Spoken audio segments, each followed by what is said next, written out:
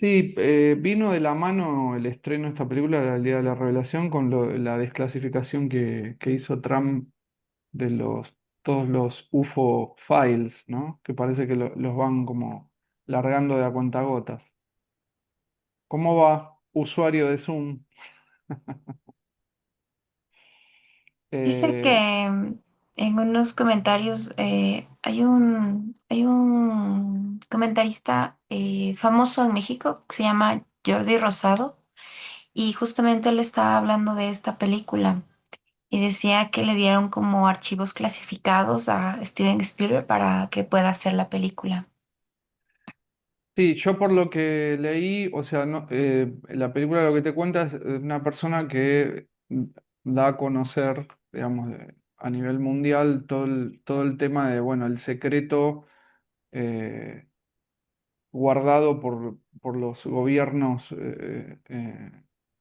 básicamente de todo el planeta sobre la existencia no solo de vida extraterrestre fuera de nuestro planeta, sino dentro del mismo. O sea, habría híbridos y habría aliens como camuflados simulando ser humanos.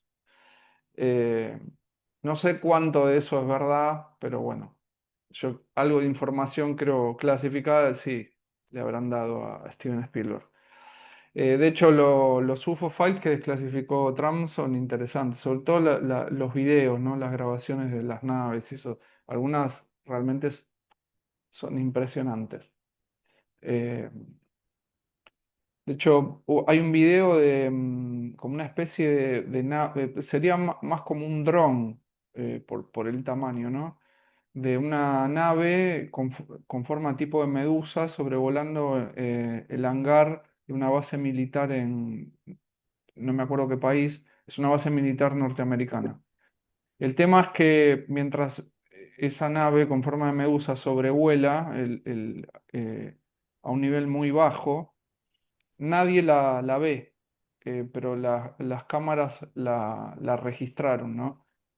El tema es que, o sea, estamos hablando de una inteligencia que de alguna manera genera invisibilidad, porque volaba, ya les digo, un nivel muy bajo y nadie la estaba viendo. Casi, digamos, volaba, como decirte, por sobre la cabeza de las personas y nadie la veía, eh, pero bueno, las cámaras las grabaron. Entonces son cosas así como impresionantes.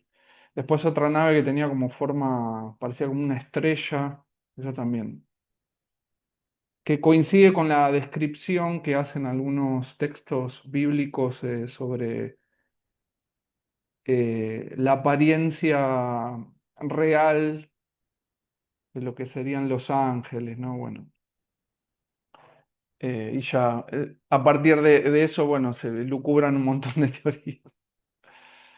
Porque en la Biblia a los ángeles no se los describe como nosotros lo hemos visto en toda la imaginería religiosa, sino con una apariencia que es bastante espeluznante, con formas no antropomórficas, digamos.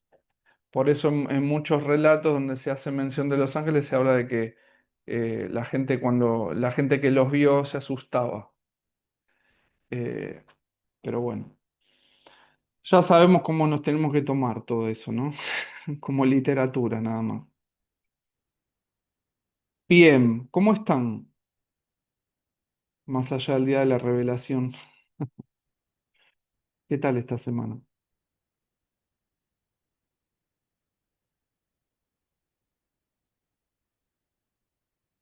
¿Nadie tiene nada para contar? No, yo solo puedo decir que esta semana fue buena. ¿Fue buena? Sí, ¿En paz? mejor que la pasada, mucho mejor. Bien, me alegra mucho. Esa es la idea, que por lo menos, por lo menos no. Ya es un montón que uno pueda estar tranquilo. En realidad debería ser lo único como nos pide Jesús, que lo único a lo que tenemos que aspirar es a la paz. Después lo demás viene por añadidura, ¿no? Parafraseándolo de nuevo. Pero bueno, si uno no está en paz, como que todo pierde Yo lo sentido. mismo. ¿Vos lo mismo, Elenita? Sí, esta semana más tranquilidad, más calma, gracias a Dios. Ujú. Sí, Bueno, me alegra, me alegra. gracias. El resto, ¿cómo anduvo? Con algunos, obviamente, hablé en privado estos días. Pero bueno, con los que no hablé, como sin dar nombre, ¿no? ¿Cómo anduvieron?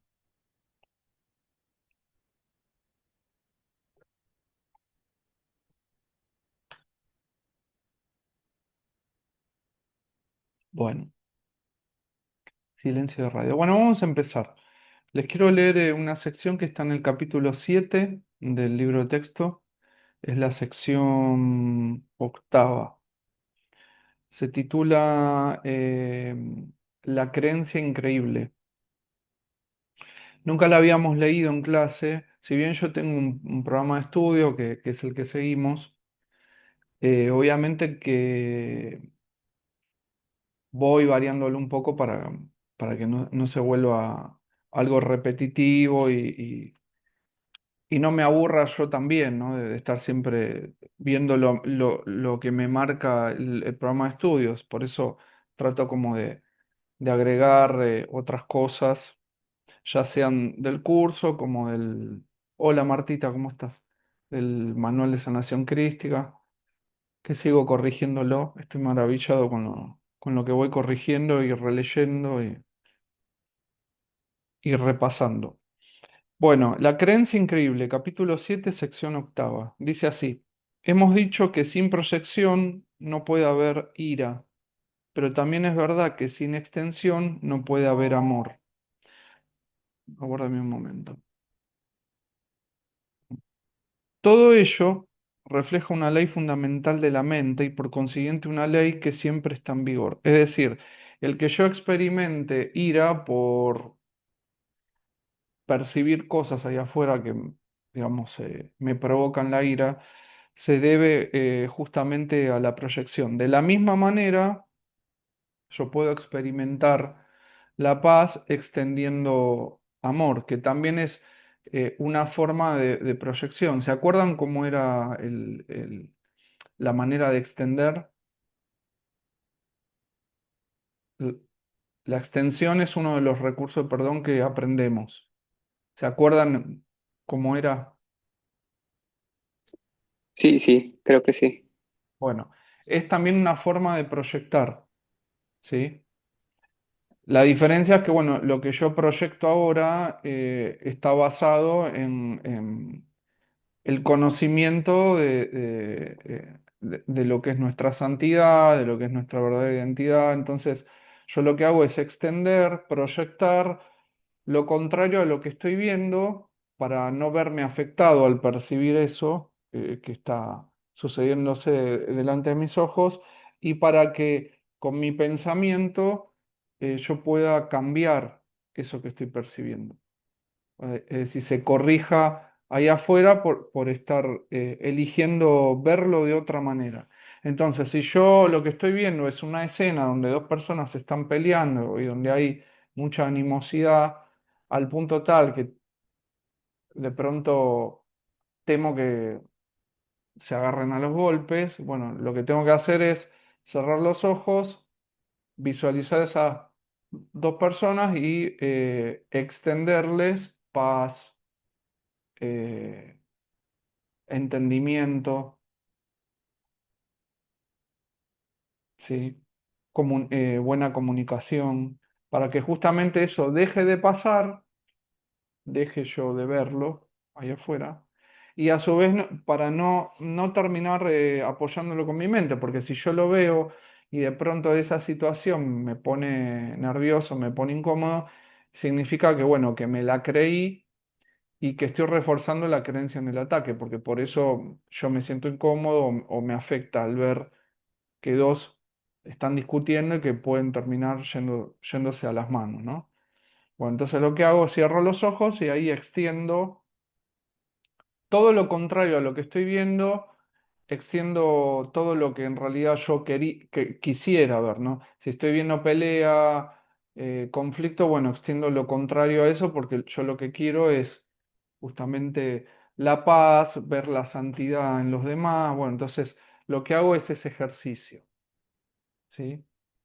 Eh, Eso es la extensión. Es una forma de proyección, pero, digamos,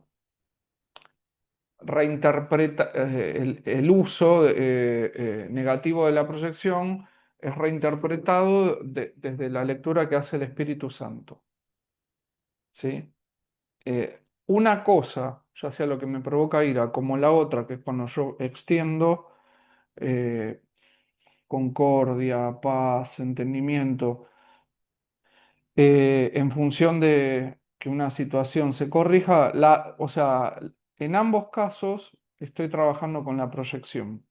Eso es lo que nos quiere decir Jesús. Todo ello refleja una ley fundamental de la mente, que es esto de eh, proyección y percepción, ¿no? Cuando vimos el año pasado cómo trabaja la mente, bueno, ahí es donde se nos explica que la mente trabaja por proyección y percepción. Todo lo que yo percibo está siendo proyectado y sostenido por mi mente, de forma inconsciente, yo no me doy cuenta, pero está sucediendo así. Todo ello refleja una ley fundamental de la mente y por consiguiente una ley que siempre está en vigor. Es decir, todo lo que yo estoy percibiendo en mi experiencia forma parte de algo que está en el orden de mis creencias y que yo estoy proyectando y manifestando. Todo, absolutamente todo. Tanto lo que juzgo bueno como lo que juzgo malo. Por eso dice Jesús que cuando nosotros percibimos cosas bonitas en los demás, eso no habla más que de nosotros mismos, porque lo que estamos viendo es un reflejo de nosotros mismos. De la misma manera, con todo lo que eh, nos altere, nos asuste, nos enoje, ¿sí? Es la ley mediante la cual creas y mediante la cual fuiste creado. ¿Por qué?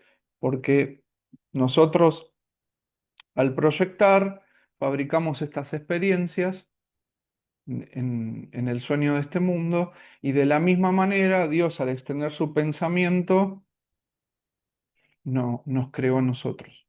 Por eso dice, es la ley mediante la cual creas esta experiencia y mediante la cual fuiste creado. Es la ley que unifica al reino y lo conserva en la mente de Dios. ¿Sí? Es decir, todo lo que forma parte de mi experiencia perceptual del mundo está unido a Dios por ser algo que yo estoy, eh, digamos, extendiendo con mi mente. Entonces, todos mis hermanos, yo incluido, como una parte entre esas muchas, formamos, formamos parte a su vez de una mente que ha extendido un pensamiento, un reflejo de sí mismo para crear a este otro ser que es su hijo. Y todos los que yo veo ahí afuera, conmigo incluido como cuerpo, forman parte de lo que yo estoy extendiendo como un sueño de separación. ¿Sí? Por eso dice Jesús que nosotros no estamos en el mundo, sino que el mundo está adentro de nuestra mente. Nuestro cuerpo incluido, así como el mundo, como los demás seres que pueblan el mundo, el universo, todo, tal como lo entendemos, están adentro de esa mente que está soñando toda esta multiplicidad de formas de vida. ¿Sí? Entonces, esa mente sueña que es todos nosotros, incluso los que no conocemos, dentro de lo que sería el universo. No es que soy yo como Pablo. Yo como Pablo es un personaje más dentro de esa ensoñación que tiene esta mente que dio inicio al sueño de separación. Esa mente es el Hijo de Dios, ¿sí? Y es nuestra verdadera identidad. Cuando nosotros despertemos a la realidad de nuestra verdadera identidad, no vamos a tener la experiencia de esto que queremos ser, sino que vamos a tener la experiencia de ser otra vez quien siempre fuimos y quien siempre seremos. Siempre fuimos ese y siempre vamos a ser ese. No hay manera digamos, de renunciar a eso. Podemos elegir olvidar temporalmente, entre comillas, porque para eso también hemos fabricado la ilusión del tiempo, pero eso en algún momento se va a terminar. Inevitablemente vamos a volver a la única realidad. El ego, sin embargo, percibe dicha ley como un medio para deshacerse de algo que no desea. ¿Qué quiere decir esto? ¿Qué es lo que experimentó el hijo al momento de elegir soñarse separado con el padre? Esa primera fase del sueño. Y experimentó culpa y miedo. Bueno, entonces el ego, ante ese sentimiento de culpa y en consecuencia la experiencia del miedo, ¿qué hace? Proyecta eso en una multiplicidad de seres. Es como si el hijo quisiera repartir ese sentimiento de culpa entre muchas partes, como casi, a ver, entiéndanlo de esta manera, es como si el hijo quisiera esconderse del padre, fragmentándose en miles de millones de partes, ¿no? Como para que el padre no lo pueda encontrar. ¿Dónde está mi Juan? Entonces, se sueña dividido en cientos de miles de millones de seres, como para que el padre no pueda encontrarlo. Y a su vez reparte esa culpa que para él, digamos, es insoportable porque cuando tuvo por primera vez la experiencia de la culpa fue algo que no conocía. Entonces, como no lo conocía, se le hizo demasiado.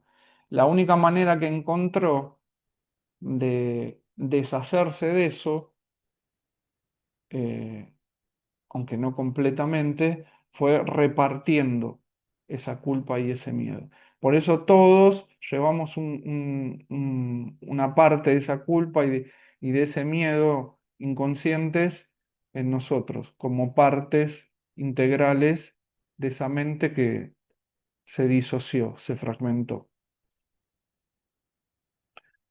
El ego, sin embargo, percibe dicha ley, la ley de proyección y percepción como un medio para deshacerse de algo que no desea. Para el Espíritu Santo es la ley fundamental del compartir, mediante la cual da lo que consideras valioso a fin de conservarlo en tu mente. El Espíritu Santo reinterpretó esa ley fabricada por la mente que se durmió y se soñó separada del Padre y separada a su vez en cientos de miles de formas de vida, el Espíritu Santo que hace, reinterpreta el uso que le da la mente que somos a esa ley en función de compartir, en función de eh, que nos hagamos conscientes de que, digamos, toda esa vastedad de seres que existen, en realidad somos uno solo, ¿sí? Para el ego, eh, voy de nuevo, para el Espíritu Santo es la ley fundamental del compartir, mediante la cual das lo que consideras valioso a fin de conservarlo en tu mente. Para el Espíritu Santo es la ley de la extensión. Es decir, el Espíritu Santo a esa ley, la de proyección y percepción, le dio otro propósito por el cual lo que yo puedo extender no es solo culpa y miedo, sino paz, entendimiento, ¿sí? ¿En función de qué? De solucionar el aparente conflicto que veo ahí afuera. Para el ego es la ley de la privación, ¿no? Porque si yo me siento amenazado por algo que en apariencia existe de forma externa a mí, eso hace que yo justamente tienda a separarme. Y esta, digamos, percepción de estar separados es lo que nos lleva a creer de que hay algo ahí afuera que es independiente de mí y que como es independiente de mí, como no forma parte de mí, es algo desconocido, porque yo no sé cuáles son las intenciones que tienen esos seres que están ahí afuera. Creo que estoy separado de ellos, creo que soy autónomo de ellos. Entonces, como yo soy autónomo de ellos y creo que mis pensamientos son privados, así como los pensamientos de esos seres también son privados, entonces yo no sé cuáles son las intenciones de ese otro. Si yo desconozco las intenciones de ese otro, obviamente siempre voy a temer a que las intenciones de esos otros no sean las mejores. Por ende, siempre voy a desconfiar. Por ende, siempre voy a creer que me tengo que cuidar de los demás, porque potencialmente podrían querer hacerme daño. De ahí, digamos, devienen todas estas ideas que, que es con las que nos criaron a todos nosotros, como por ejemplo, no hables con extraños, ¿no? ¿Sí? ¿Se entiende? Bueno, entonces, lo que hizo el Espíritu Santo es valerse de esa ley de proyección y percepción y utilizarla para extender lo contrario a lo que nosotros a través del ego, digamos, lo expulsamos y que no tiene que ver más que con el sentimiento de culpa y el temor a ser castigado. Entonces, como yo estoy proyectando culpa y estoy proyectando miedo, lo que se manifiesta ahí afuera se manifiesta con una forma que es amenazante para mí. Entonces, yo siempre me voy a sentir amenazado y hasta atacado por los demás o por la experiencia en este mundo en general, ¿no? Voy a ver que el mundo es un lugar hostil, voy a ver que la vida en este mundo es algo difícil, pero eso no refiere más que al hecho de que estoy proyectando y manifestando mi creencia de ser culpable y el temor que tengo a ser castigado por Dios. Porque, como bien dice el curso, todo aquel que se siente culpable está esperando que le caiga el castigo de Dios. Ahora, cuando aparece algo en mi experiencia personal que es desagradable, que es poco feliz, no es el castigo de Dios, es la manifestación de ese miedo a ser castigado. Es la manifestación de ese sentimiento de culpa. Incluso la enfermedad, pero también se puede esto manifestar con la forma de situaciones donde me veo afectado, me veo damnificado por cosas que ocurren o hasta por personas, ¿sí? El ego se vale de la ilusión de mi cuerpo, de la ilusión de la otredad, es decir, de que hay otros allá afuera, de la ilusión del mundo como un lugar externo a mí, para reforzar en mi mente la idea de que estoy separado y de que efectivamente me encuentro en peligro, ¿sí? Sobre todo que me encuentro en peligro como cuerpo, porque también al crearme un cuerpo, el temor pasa porque ataquen mi integridad física, destruyan este cuerpo que creo ser, me maten o me muera, porque lo que me puede estar atacando como cuerpo es una enfermedad, ¿sí? Que también a la enfermedad la veo como algo externo, algo que aparece, ¿no? Eh, Sin embargo, lo genera uno. Entonces, el Espíritu Santo utiliza esta ley en función de hacer la extensión, ¿no? De la paz, del entendimiento, de la confianza, para que en mi experiencia yo no tenga, digamos, todo este contexto de conflicto y sufrimiento. Ahora, el ego utiliza la ley para lo que es generar mi sensación de privación. ¿Qué significa la privación? De que yo estoy separado de los demás, de que yo me encuentro en peligro y solo frente al mundo, que los demás son una amenaza para mí, que estoy privado Estoy privado de esa unión con los demás. ¿Por qué? Porque creo estar separado y creo estar en peligro porque los demás son desconocidos y figuras amenazantes para mí. Produce, por lo tanto, abundancia o escasez, dependiendo de cómo eliges aplicarla esta ley. La abundancia que sería, bueno, todo lo que deviene como consecuencia de extender eh, en los demás y a su vez de reforzar en mi sistema de creencias la paz, el entendimiento, la confianza, ¿sí? O la escasez, que sería el verme privado, el verme abandonado, el verme afectado, ya sea emocionalmente, físicamente o económicamente. La manera en que eliges aplicarla a la ley depende de ti, pero no depende de ti decidir si vas a utilizar la ley o no. Es decir, la ley está funcionando, está operativa permanentemente. No es que funciona en la medida que yo me haga consciente que existe y elija utilizarla así o así. No, la ley está operando permanentemente. Ahora, va a funcionar de una manera u otra en la medida que yo me haga consciente de que la misma existe y de que puedo, digamos, trabajar con ella eh, a favor o en detrimento de mí mismo. ¿Se va entendiendo esto hasta aquí? ¿Se va Sí, entendiendo? sí, Bien. gracias. Bien, toda mente tiene que proyectar o extender porque así es como vive y toda mente es vida. Fíjense, ¿qué significa esto, toda mente es vida? A ver, ¿quién me sabe responder bien esto? ¿Qué significa la frase toda mente es viva? Es vida.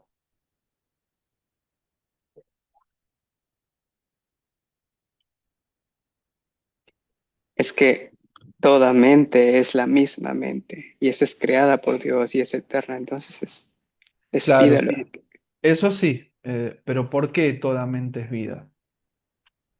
Cl- Claramente sí, todas las mentes que creemos ser, es decir, todos estos yoes que estamos teniendo la experiencia de ser, ¿no? Porque yo me creo ser este, vos te crees ser aquel, bueno, entonces parece que somos muchas mentes, pero bueno, ya sabemos que somos una sola, eh, soñando todo eso, ¿no? Ahora, ¿por qué toda mente es vida? Incluso la mente que seríamos en esencia, que es ese ser, el Hijo de Dios. ¿Por qué toda mente es vida? Porque es lo único que existe. Sí, sí, existir existimos, pero ¿por qué Jesús apunta a esto? Toda mente es vida. Esto lo vimos en alguna ocasión. ¿Qué es la santidad, los pensamientos de Dios? No. Lo que dice el curso es lo siguiente, que la mente es el principio activo del espíritu. ¿Qué significa esto? Para que el espíritu pueda obrar, necesita operar con una mente. Dios Y, es un espíritu. Dios para obrar, para crear a su Hijo, necesitó eh, valerse de una mente que proyectara el pensamiento que terminó siendo este Hijo. De la misma manera, el Hijo, al ser espíritu, necesita de un principio activo que es la mente, por la cual también genera, ¿sí?, toda esta comedia cósmica que es el universo, con toda la multiplicidad de seres que lo habitan como parte de esa ensoñación, ¿sí? Entonces, toda mente es vida porque el principio activo de esos dos espíritus, Padre e Hijo, se debe al hecho de que están operando con una mente. Es decir, el espíritu necesita tener una mente. ¿Qué significa esto también? Bueno, que la mente no está en el cuerpo. La mente no es un fenómeno cerebral como creen muchos científicos. Muchos científicos creen que la conciencia, la mente, es un fenómeno que se genera en el cerebro, dentro de las neuronas. Bueno, lo que podemos ver es que no. La mente sería la conciencia, ¿sí? La conciencia no está en el cuerpo, forma parte del espíritu. Ahora, el espíritu necesita tener esa conciencia para poder extender los pensamientos, ¿sí? Si yo no tuviera conciencia, no puedo elegir eh, que mi experiencia sea esta o aquella. De la misma manera, Dios, si no hubiera tenido, más allá de ser un espíritu, si no tenía conciencia de sí mismo, no podría haber tomado la decisión de crear a su hijo. ¿Se entiende esto? La vida se fundamenta precisamente en el hecho de que exista la conciencia, ¿sí? Si no hay conciencia, no hay vida como experiencia. Lo que a mí me hace saberme vivo es mi conciencia. Si yo no gozara de conciencia, cómo voy a saber que estoy vivo? De la misma manera en el mundo que nos enseña la biología. Cuando deja de haber registro de la actividad cerebral donde la ciencia cree que se sucede el fenómeno de la conciencia, bueno, cuando en un cerebro no hay más actividad, se terminó la vida. ¿Por qué? Porque para la lectura que hacemos, que es superficial y que parte del hecho de creer que somos nada más que un cuerpo, claro, cuando yo no puedo vislumbrar la actividad de la conciencia, en el cuerpo parece que estoy muerto, porque ese cuerpo ya no abre los ojos, ese cuerpo ya no me responde cuando le hablo. Sin embargo, la conciencia accede al cuerpo, la conciencia preexiste al cuerpo y la conciencia va digamos, a sobrevivir al cuerpo. La conciencia es la mente. La conciencia es el principio activo por el cual el espíritu, que es ese ser eterno, como bien hiciste mención recién, Jesús y mismo también Elena, el espíritu es ese ser eterno, pero necesita gozar de conciencia, necesita operar como una mente para poder justamente elegir qué experiencia tener. Entonces, lo que da cuenta de que existimos es la mente, es la conciencia. Si yo no tuviera conciencia de mi propia existencia,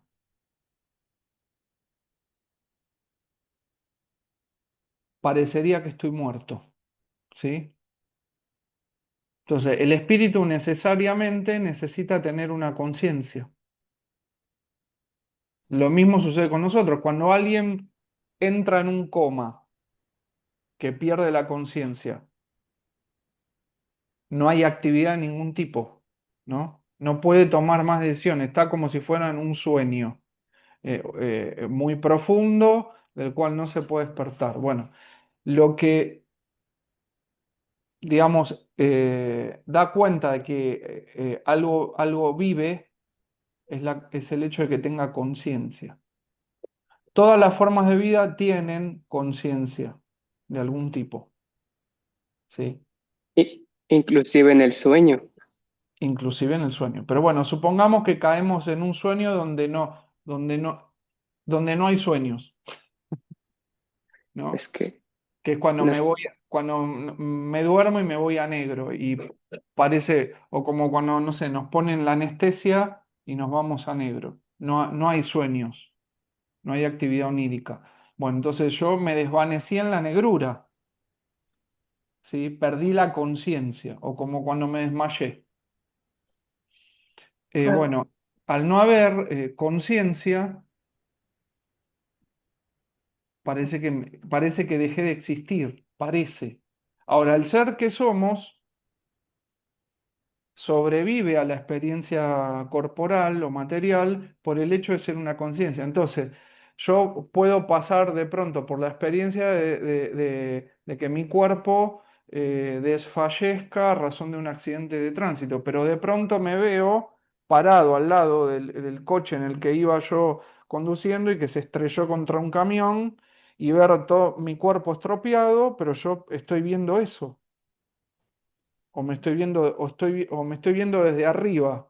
Bueno, ¿qué quiere decir esto? La conciencia excede a la experiencia material. La conciencia no está en el cuerpo, ¿sí? Bueno, entonces toda mente es vida por esto mismo, porque el espíritu, para poder obrar y para poder ser consciente de sí mismo, para saber que existe como tal, necesita de esa mente que es lo que también podemos denominar como la conciencia. Dios no está en un cuerpo, sin embargo, Él es plenamente consciente de que existe como tal, es decir, consciente de sí mismo, ¿sí? Consciente de sí mismo.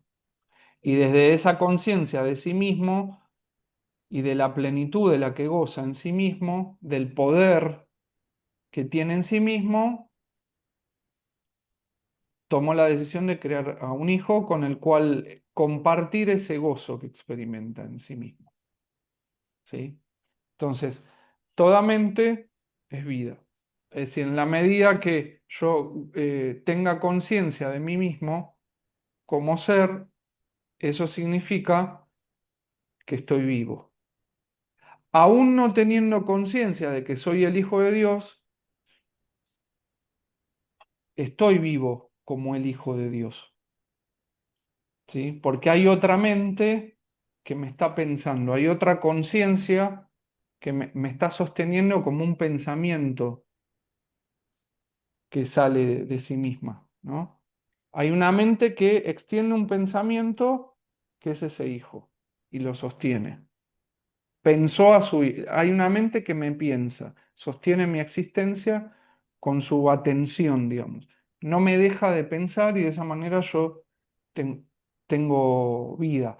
Ahora, para, para que esa existencia sea completa, yo necesito hacerme consciente de quién soy.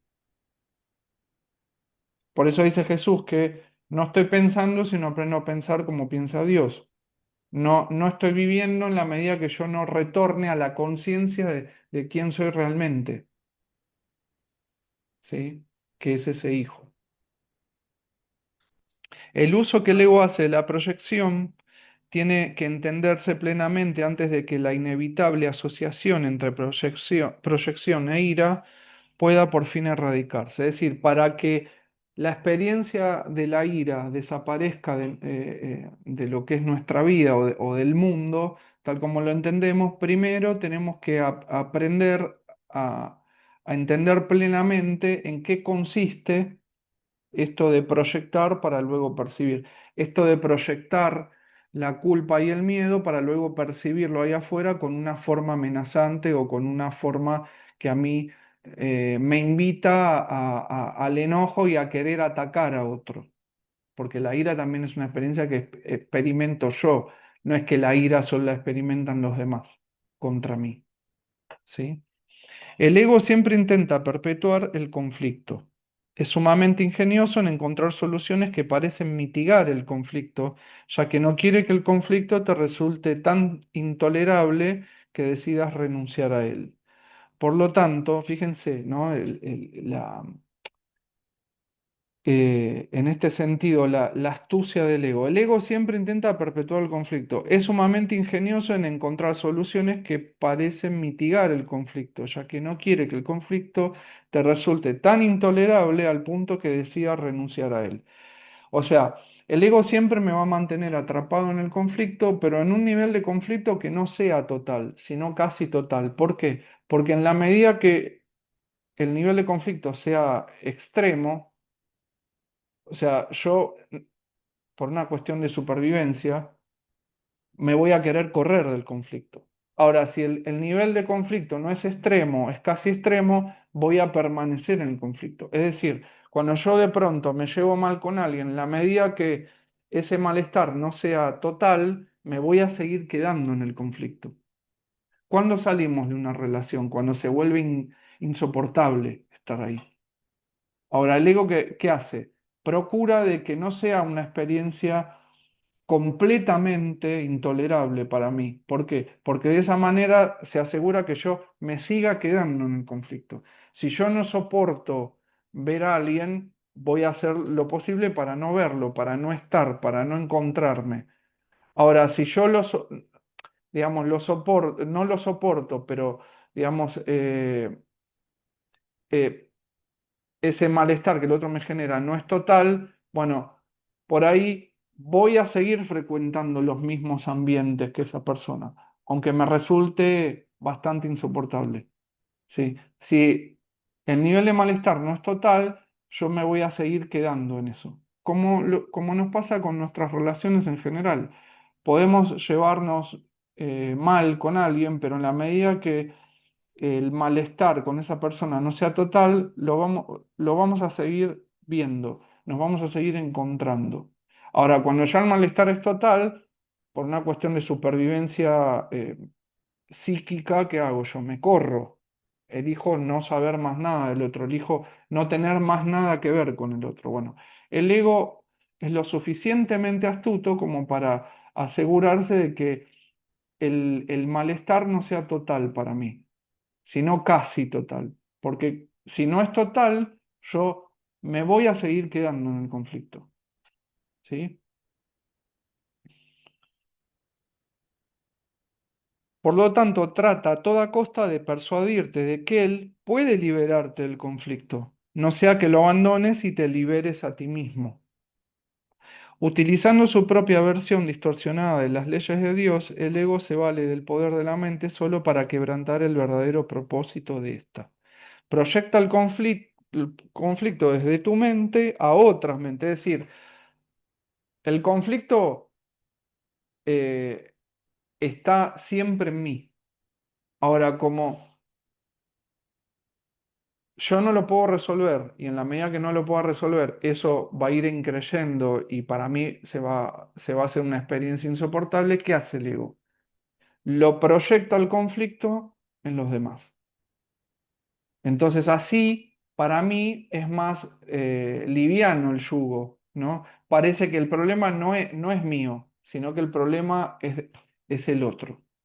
Fíjense la inteligencia con la que opera. Entonces, parece que el problema son los demás, parece que el problema lo tienen los demás y que yo simplemente lo estoy padeciendo por ser una víctima de los demás. Cuando en realidad el conflicto que yo estoy viendo afuera, supongamos que lo que veo es un ambiente lleno de violencia.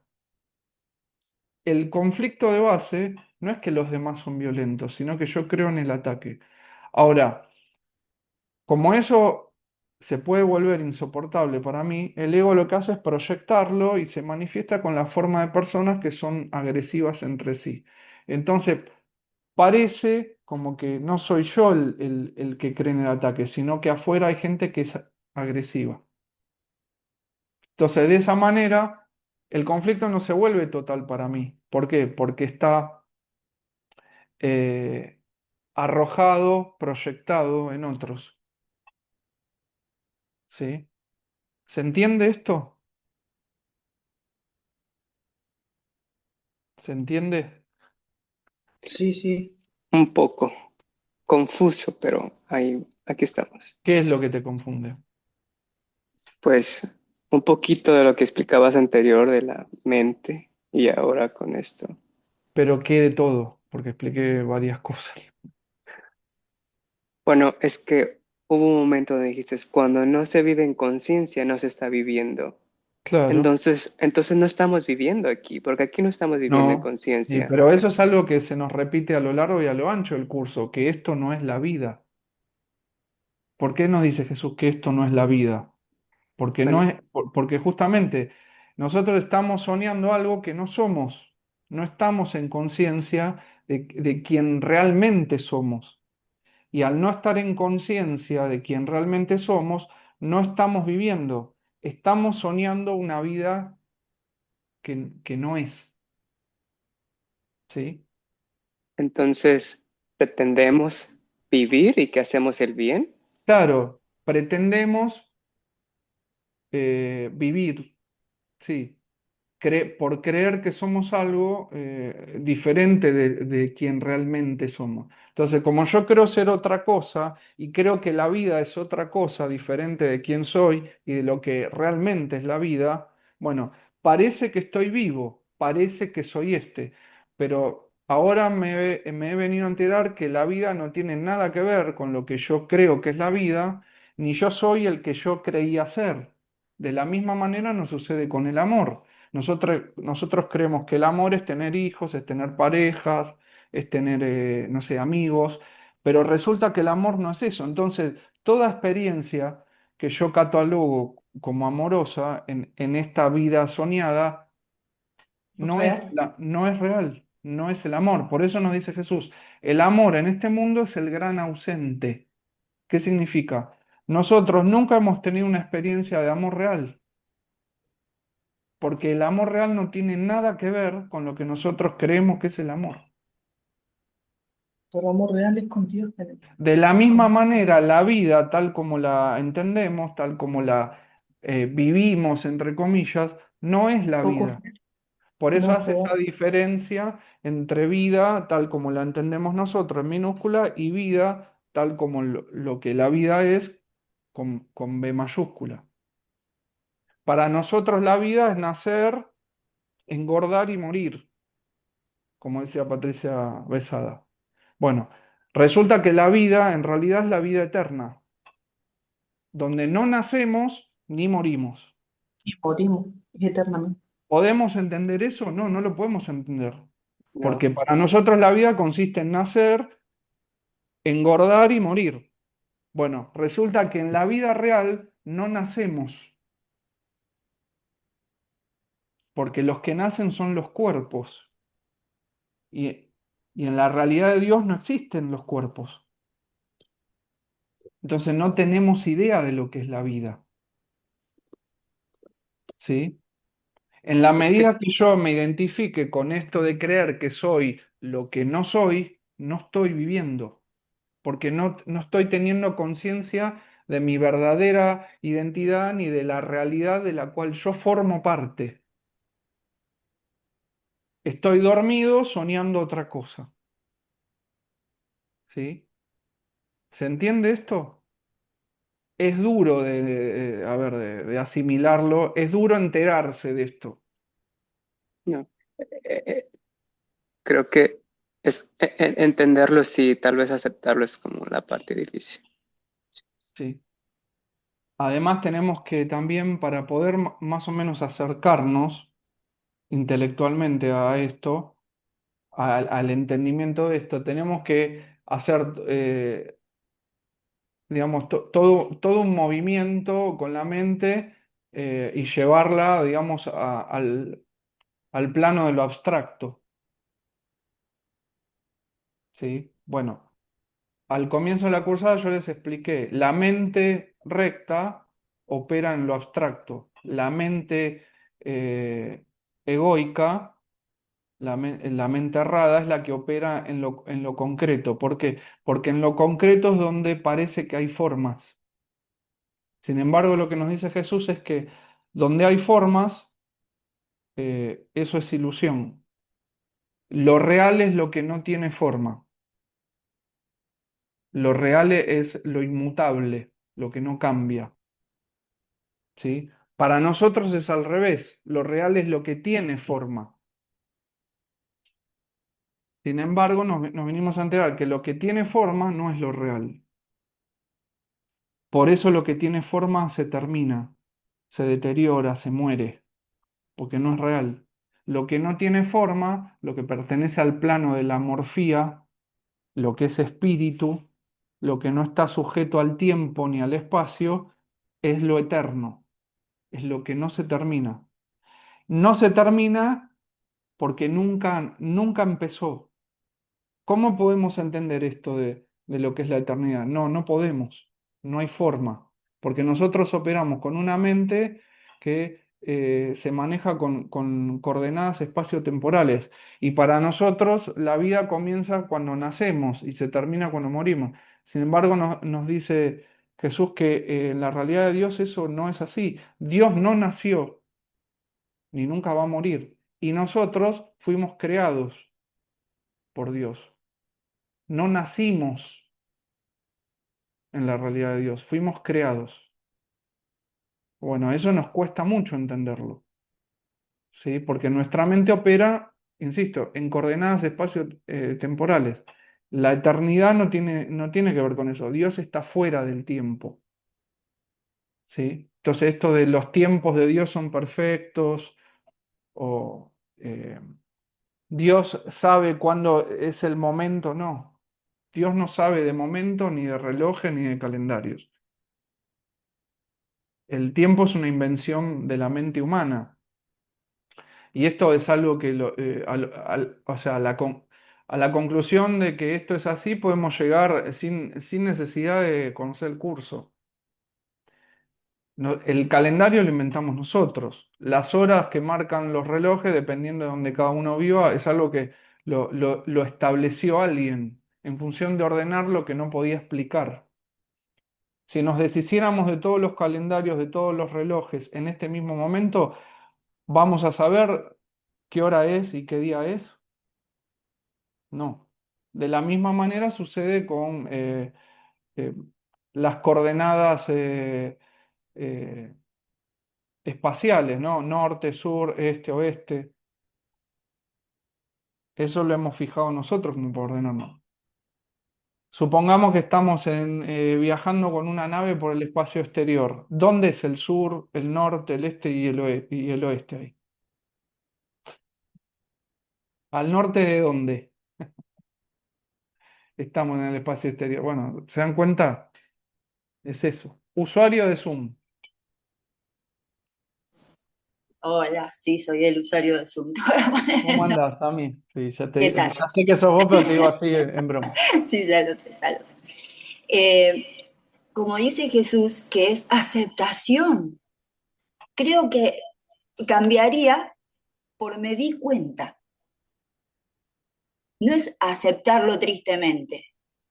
Porque uno dice, Rolando una vez cuando me contaba que a sus alumnos le decía que hubieran la lección lo básico, pero que vieran lo contrario. Siempre hay dos formas de verlo. Y si nos damos cuenta y dejamos de prestar el cuerpo al ego y se lo prestamos al Espíritu, se lo damos al Espíritu Santo, creo que la vida va a tomar otra forma de verla. Porque sí, estamos acá y no podemos desaparecer porque nos dimos cuenta que esta vida es amargada. Entonces creo que tenemos la oportunidad de ahí nos dimos cuenta, dar gracia que nos dimos cuenta que es tan importante de que y que no nos domine el ego y sí ofrecernos al Espíritu Santo y vivir en esa gracia.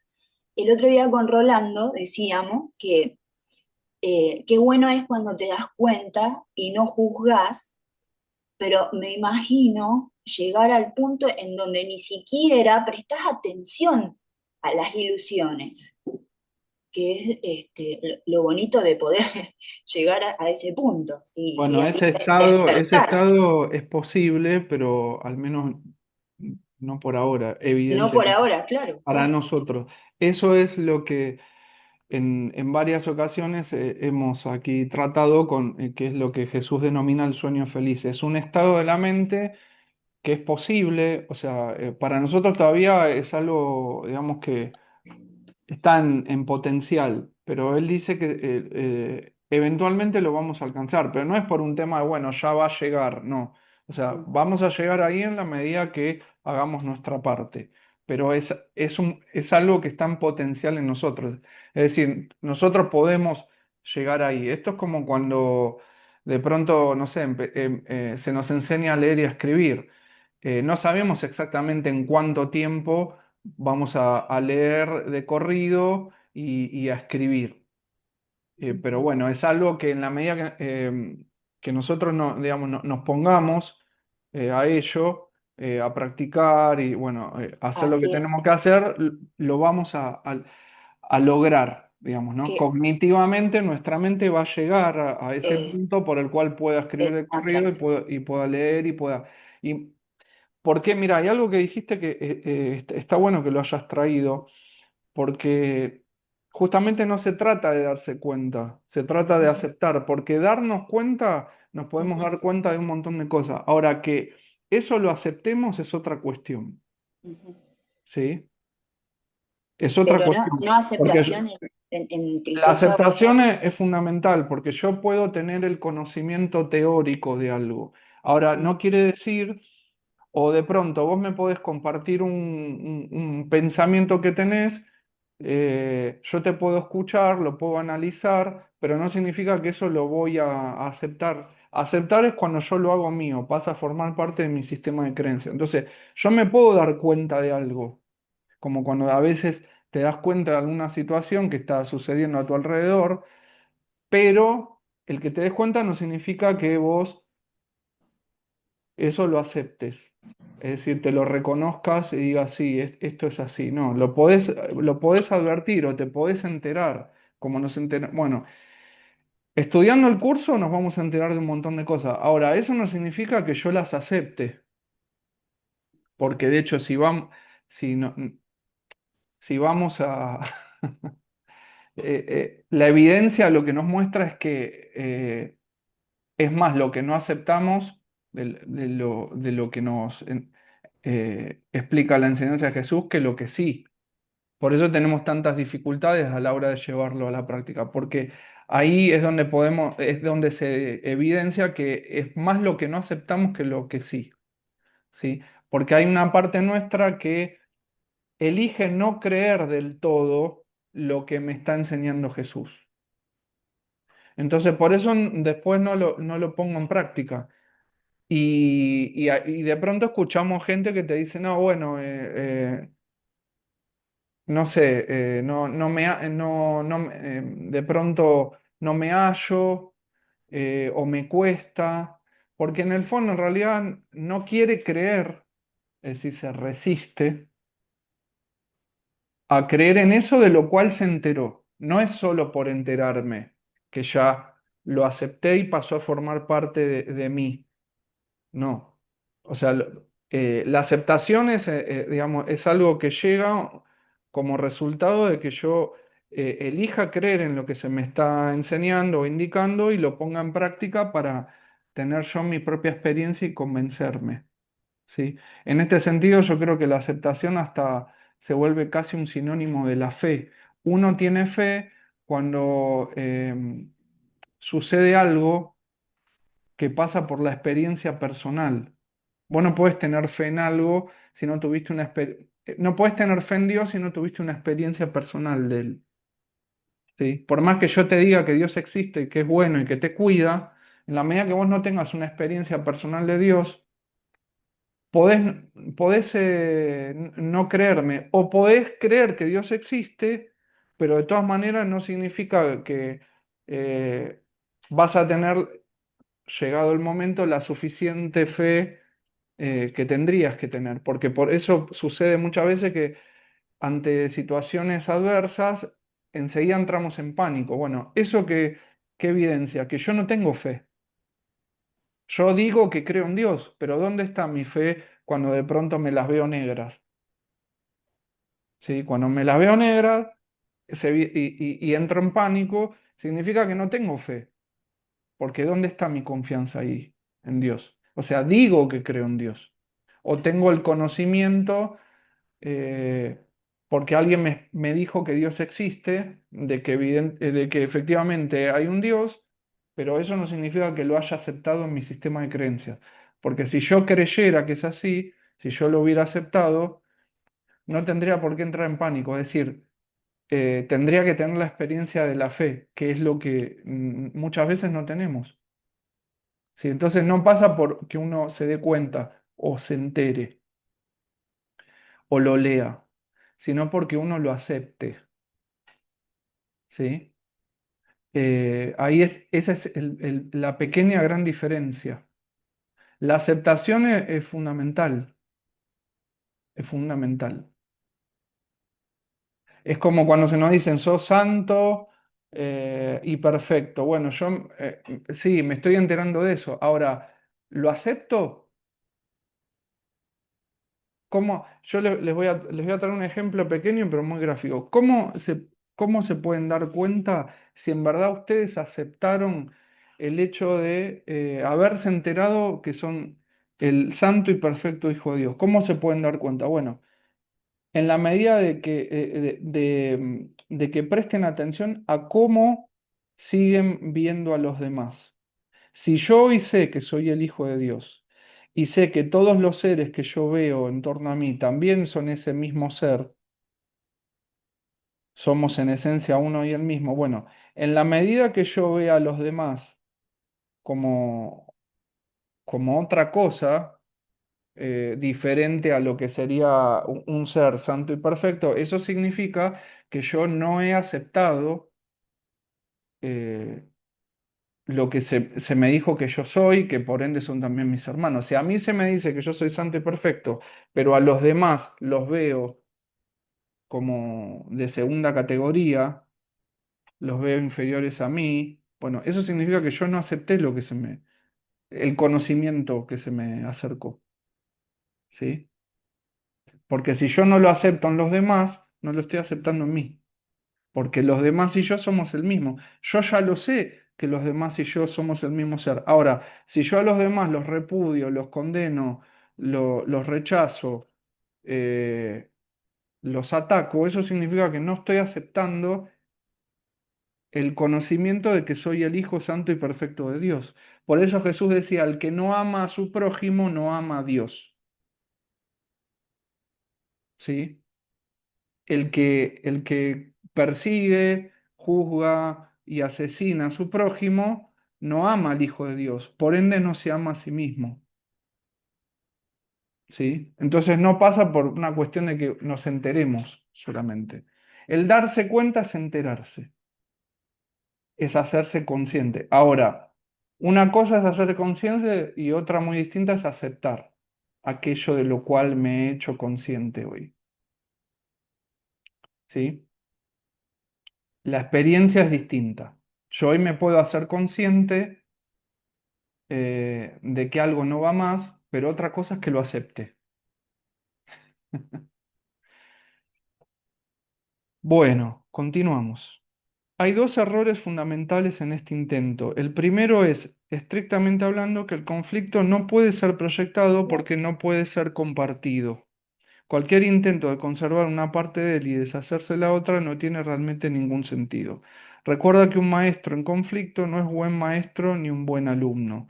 Sus lecciones son confusas y el valor de transferencia de las mismas se ve limitado por su confusión.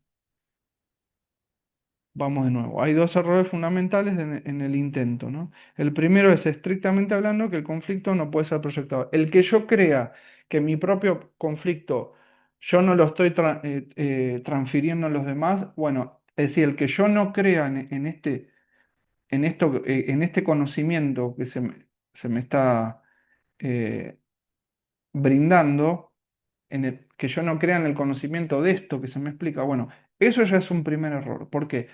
Porque sigo eligiendo creer que estoy separado de los demás. De hecho, nosotros creemos de que es así, que estamos separados unos de otros y que somos autónomos y bien diferentes unos de los otros. Yo no tengo nada que ver con el violador y asesino de Agostina, ¿no? Agostina es una chica que apareció violada y descuartizada hace poco aquí en Buenos Aires. Bueno, yo no tengo nada que ver con el asesino y violador de Agostina. Bueno, eso es un primer error. ¿Por qué?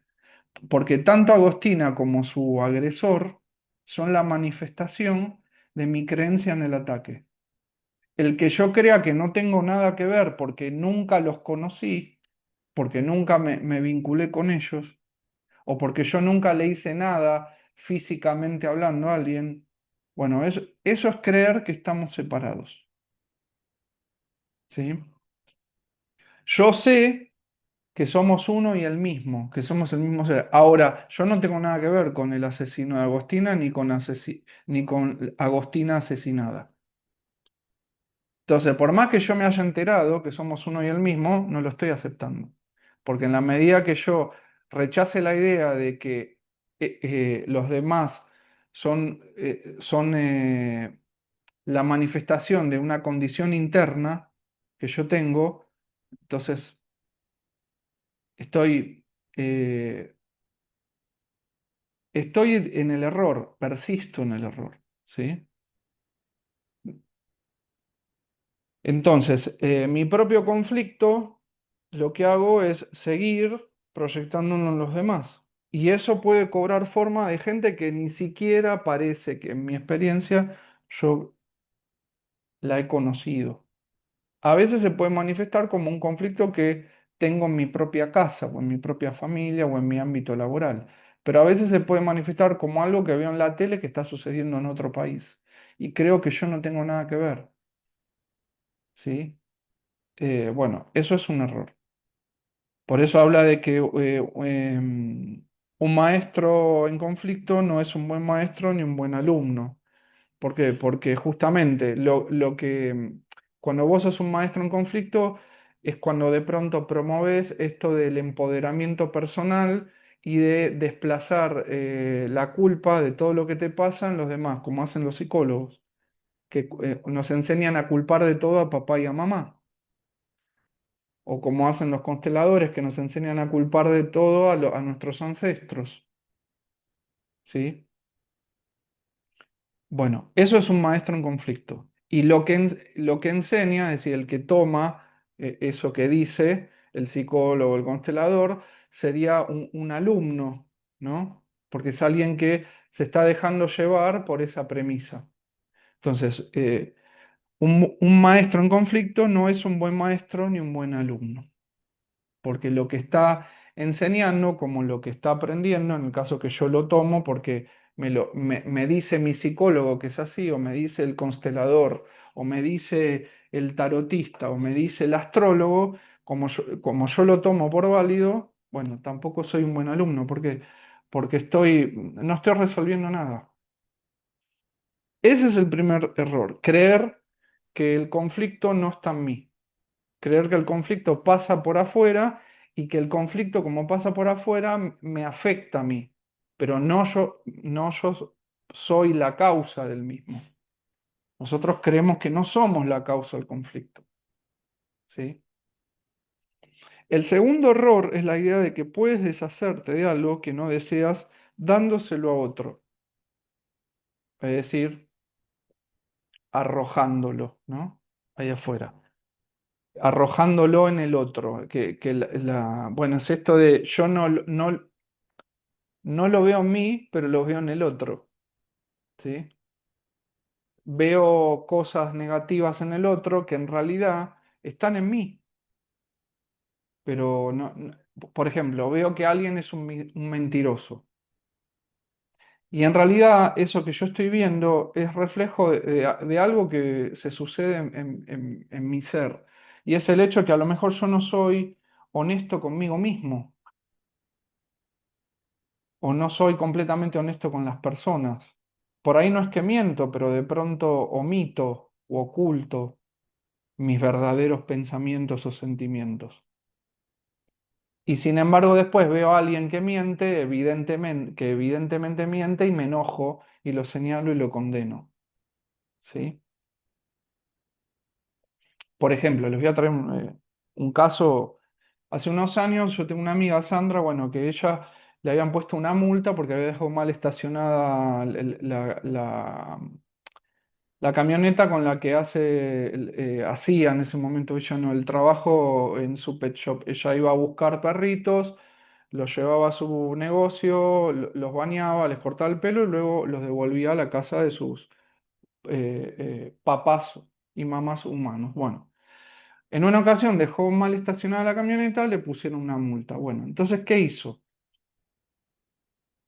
Se enojó por el hecho de que le hayan puesto una multa porque había dejado la camioneta estacionada 5 minutos hasta que entregó el perro. Cuando volvió se encontró con la multa. Entonces lo que planteó es, bueno, voy a ver a mi amiga, la que trabaja en la municipalidad, para que me ayude a no pagar la multa. O para que me lo arregle esto y termine pagando nada, no lo que tengo que pagar. Sin embargo, Sandra después era la primera que señalaba, acusaba y se indignaba cuando de pronto a la expresidenta de nuestro país, de Argentina, eh, la justicia no solo le descubrió que era digamos, eh, la cabeza digamos, de una organización que se dedicó sistemáticamente a robar mediante la corrupción, sino que además la condenó y está presa. Bueno, entonces yo me acuerdo que le dije, o sea, no hables de nuestra presidenta si vos en otro nivel mucho menor haces lo mismo, haces lo mismo, porque en la medida que puedas no pagar o puedas arreglar a alguien con dinero para que te levanten la multa, lo haces también. Ahora, en ella no lo veía eso, pero de pronto mirando un programa de televisión donde contaban lo que hacía la expresidenta, sí se indignaba, ¿no? Qué terrible, qué corrupta, qué falta de ética. Bueno, ahí podemos ver lo que es la proyección y la percepción. Yo no lo veo en mí. O sea, eso que pesa y que es motivo de conflicto inconscientemente, se lo arrojo a otro. El primer error es creer que estamos separados, que yo no tengo nada que ver con la expresidenta que hoy está presa. Ese es el primer error. Porque lo que yo veo manifestado en la expresidenta que hoy está presa por corrupta es mi propio conflicto, mi propia corruptela, ¿sí? Pero yo no soy consciente de eso. Entonces, mi primer error es creer que yo no tengo nada que ver con el corrupto que señalo y del cual me indigno cuando lo veo en televisión. Y en segundo lugar, es esto de no reconocer que yo soy la causa de mi conflicto y sí ver el conflicto en el otro, ¿sí? Bueno, eso es lo que hacemos todos, en mayor o menor grado. Porque de hecho nos indignamos y nos enojamos por lo que dicen y hacen los demás, pero cuando nosotros cometemos un error, esperamos que se nos perdone inmediatamente. Bueno, el pensamiento correcto, dice Giselle, ¿cuál sería el pensamiento correcto? Y el pensamiento correcto sería aquel que nos dice que para empezar no estamos separados unos de otros, ¿sí? Que todos tenemos que ver con todos porque todos somos el mismo ser, nadie es independiente y autónomo de mí. O sea, todo lo que yo estoy viendo que hacen los demás es la manifestación de una condición interna. No, no es ajeno a mí.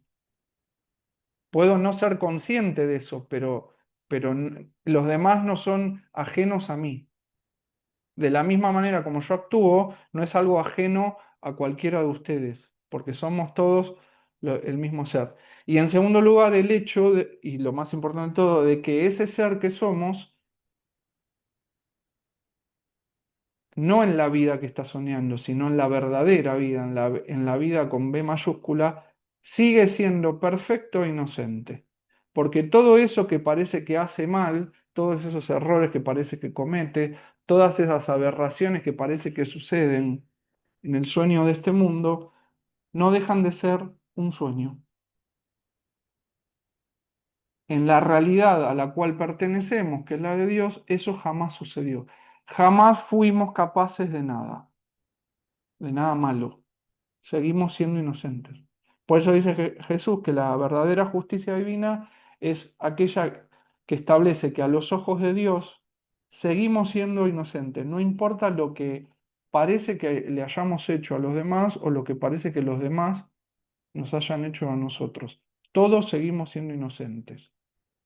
Así sean la persona que hoy creen ser o hayan sido Jeffrey Dahmer, Adolf Hitler, o no sé, o Pablo Escobar, ¿sí? O la Madre Teresa de Calcuta. Todos seguimos siendo ese ser santo y perfecto. Y nadie es ajeno a nadie. Nadie está separado del otro. Entonces, todo lo que está ocurriendo en el mundo es la manifestación de una condición interna eh, que nos incluye a todos, ¿sí? Todo lo que yo veo en el mundo, bueno y malo, habla de lo que sucede en mí internamente. Pero no como Pablo, como Giselle, sino como ese ser que está soñando una locura. Por eso, ¿cómo se titula esta sección? La creencia increíble. Ese ser está creyendo que ocurre algo que es increíble. ¿Por qué es increíble? Porque en la realidad de Dios no es posible. Entonces es una creencia increíble. Es una creencia en la que no tenemos que seguir creyendo. Es creer en la locura, es creer en algo que nunca puede suceder en la realidad de Dios, nunca puedo haber sido concebido por Dios.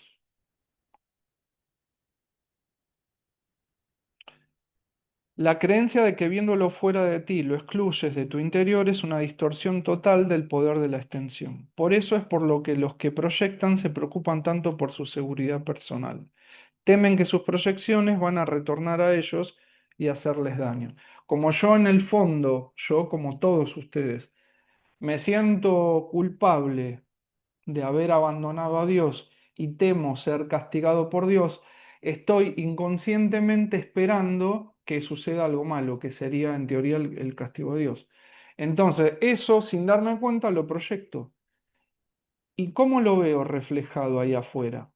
Con la forma de inseguridad, con la forma de cárteles del narcotráfico que eh, de pronto aterrorizan a la sociedad tomando las calles, con la forma de planes económicos que nos llevan a la pobreza más extrema, con la forma de armamentos nucleares, con la forma del cáncer, con todo lo que para cualquiera de nosotros represente un problema y sea algo que invite nos invite a tener miedo.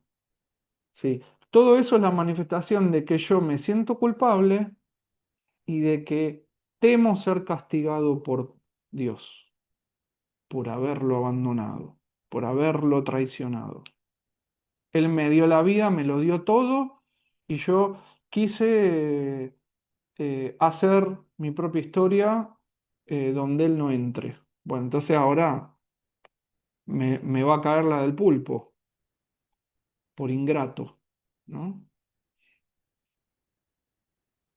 Por eso el curso habla, hay algunos pasajes donde habla del amor abandonado.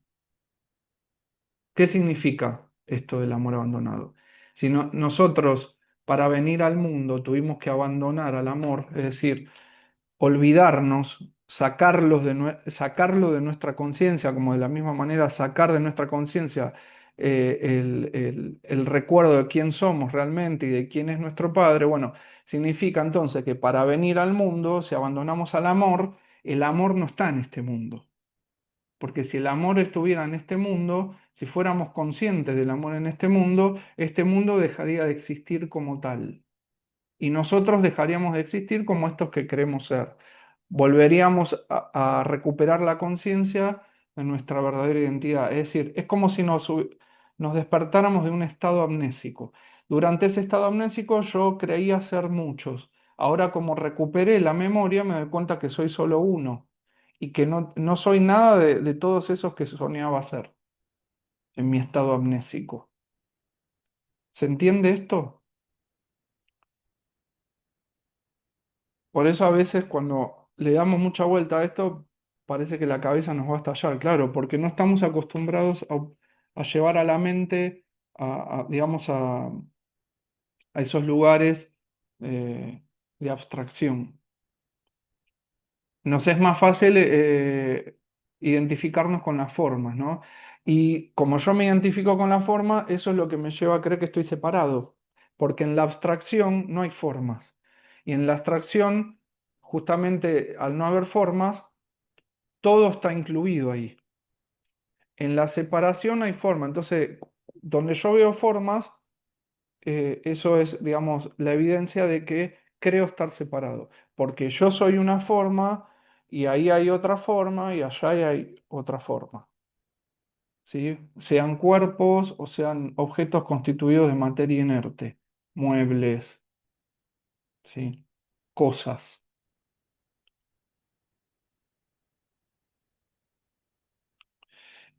Puesto que creen haberlas desalojado de sus mentes, a sus proyecciones, creen también que esas proyecciones están tratando de volverse a adentrar en ellas.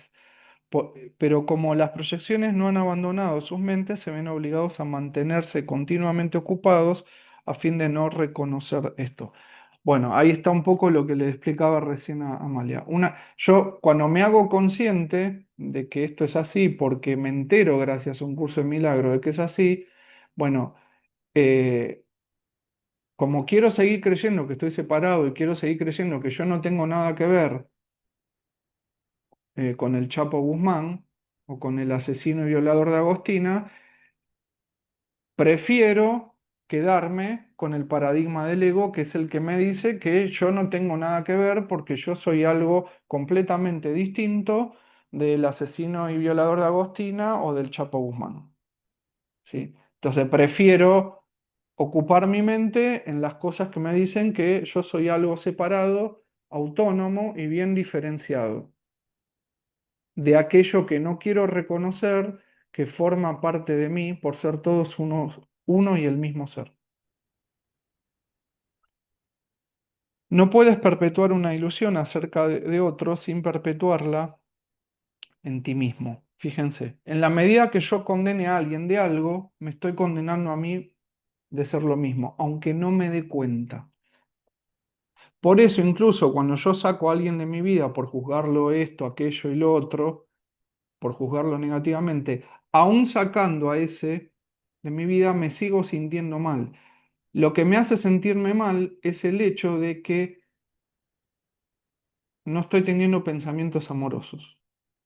Y eso en el fondo de mí, en la realidad de ese ser que soy, sé que está mal y me genera culpa, porque de alguna manera me estoy eh, atacando a mí mismo, me estoy despreciando a mí mismo. Cada vez que yo rechazo a alguien o alejo a alguien, es como si me estuviera arrancando una parte y la arrojara a un costado.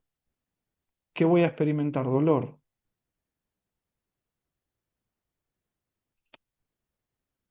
No hay forma de poder escapar de esto, ya que es imposible fragmentar a la mente. Fragmentar es dividir en pedazos y la mente no puede atacar ni ser atacada. La creencia de que puede, error que el ego siempre comete, sirve de fundamento para el uso que éste hace de la proyección. El ego no entiende lo que es la mente y por lo tanto no entiende lo que eres tú. No entiende lo que soy yo como hijo de Dios, no como Pablo. Como Pablo lo entiende perfecto, porque lo que busca es que yo me lo crea por sobre todas las cosas, ¿no? No puede entender, el ego no puede entender lo que es la eternidad, porque el ego opera dentro de unas coordenadas que yo diseñé como marco contextual, ¿no? Donde parece que las cosas empiezan y se terminan, o tienen una forma, o son con determinadas características o con otras. El ego no entiende lo que sería la morfía, no entiende la eternidad, no entiende de la santidad. Para el ego las cosas son buenas o malas, o pueden ser buenas y después volverse malas, o pueden ser malas y después volverse buenas. No entiende esto de la santidad como una característica que nos es inherente y que no puede ser mancillada por ninguna ilusión eh, que yo me crea acerca de, bueno, de que soy malo, de que soy pecador, de que es imperdonable lo que hice. Bueno, para el ego existe la gente mala, existe el pecado, perdón es imposible, por lo menos el perdón tal como lo enseña Jesús, ¿no? Para el ego el perdón consiste en perdonar pese a lo que el otro te hizo. pese. O sea, está validando que lo que en apariencia el otro me hizo es real. Entonces no es un perdón de verdad eso. Es un perdón para atacar, como dice también en el curso. El ego no entiende lo que es la mente y por lo tanto...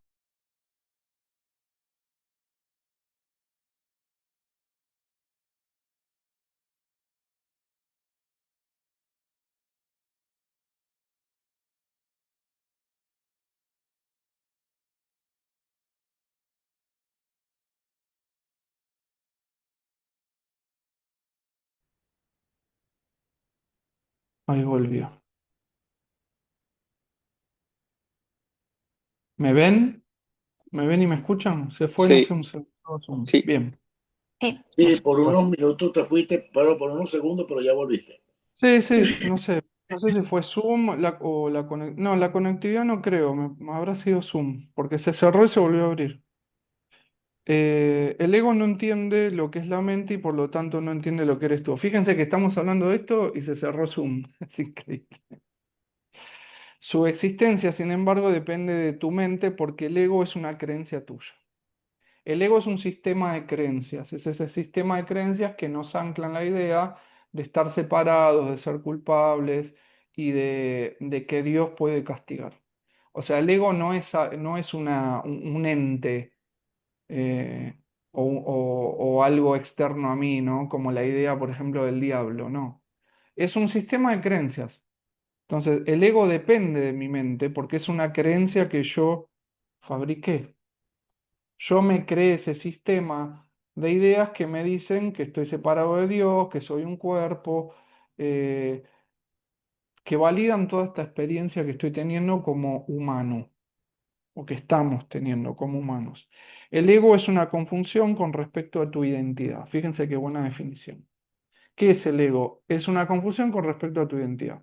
¿Por qué? Porque el ego me dice que soy este, pero eso no es así.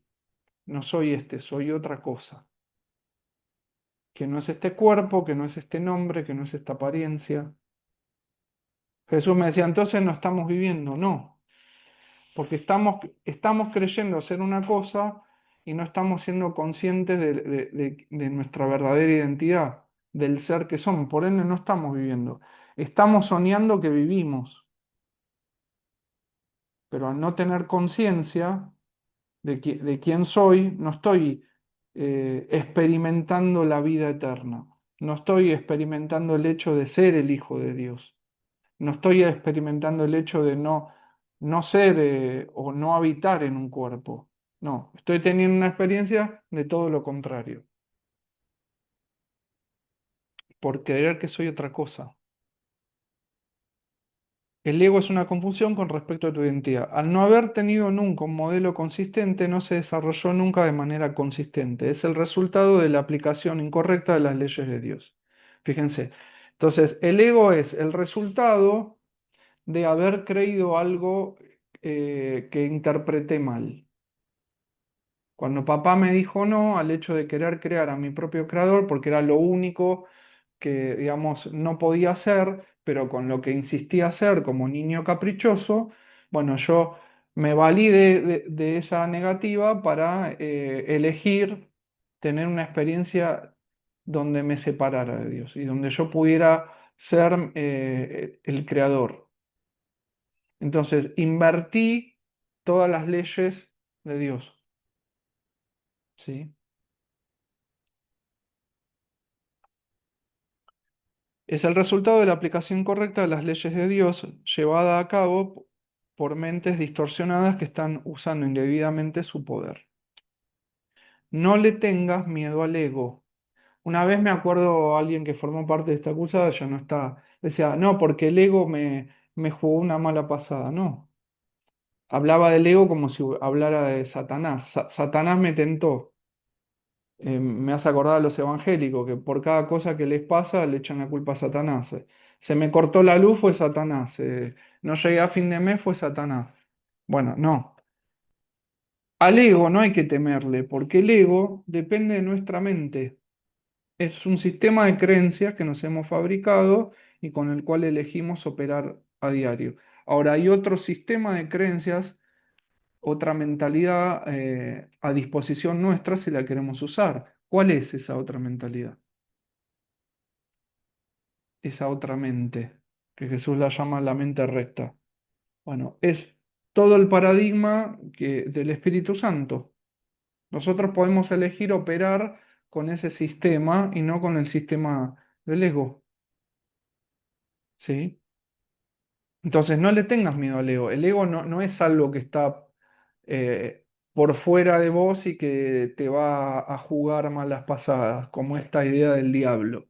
Porque yo lo que veo que mucha gente es como que termina reemplazando la creencia en el diablo por el ego. Y creen que el ego sí es algo que está ahí afuera, pululando en torno a uno y que busca el momento para jugarnos una mala pasada, ¿no? No le tengas miedo al ego. Él depende de tu mente y tal como lo inventaste creyendo en él, puedes asimismo desvanecerlo dejando de creer en él. Por eso esto también de esto, tengo que luchar contra el ego. No, no tengo que luchar contra nada. Lo único que tengo que hacer es no llevarle el apunte.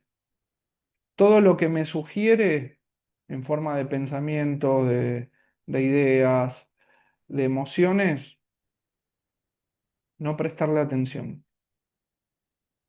Eso es básicamente como decirle, no te voy a escuchar, no insistas, ¿sí? Entonces, de esa manera, lo que hago es reducir el potencial de daño que puede tener ese sistema de creencias sobre mí, en la medida que yo tome lo que me dice, ¿no?